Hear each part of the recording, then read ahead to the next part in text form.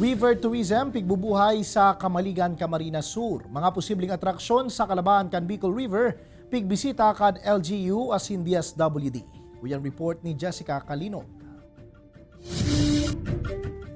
Mantang pababa na aldaw, luway-luway naman na pigbaybay kan mga personahe kan LGU Kamaligan, mga imbitadong kabuhan kan DSWD Region 5, asin pirang social media influencers ang kalabaan kan Bicol River, mantang lunad kan Kamaligan River Cruise. Obheto kan aktibidad na ini na makamukna nin mga pwedeng magin stopover o atraksyon sa gilid kan salog, tanganing makumpleto ang 3 hours cruise experience, kan mga turistang mabisita digdi.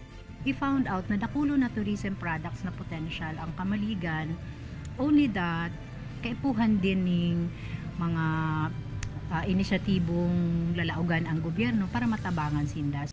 Piglalauman man kan LGU na mabuhay liwat ang turismo sa Bicol River. Alagad tanganing marealisar ini, kaipuhan ang pagtarabangan asin pagkasararo kan magkataraid na lugar na naaagihan kan salog na maipahiling man ang saindang mga lokal na produkto, pati na ang nakatuodang mga gawi.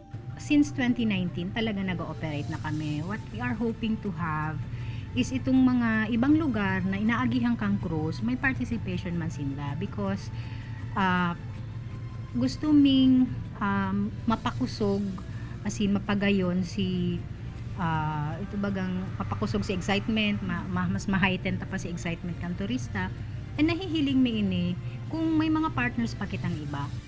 Nagtutubod man si Seya na bako sanaan gobyerno ang dapat na maghiro, tanganing marealisar ang mauswag na river tourism. Alagad kaipuhan na magpuon subuot ini sa mga lokal na gobyerno, takon mapuunan ininin tultol, syertong mabulos man subuot ang progreso, bako sana sa kalabaan kan Bicol River, kundi sa Ronang Bicol.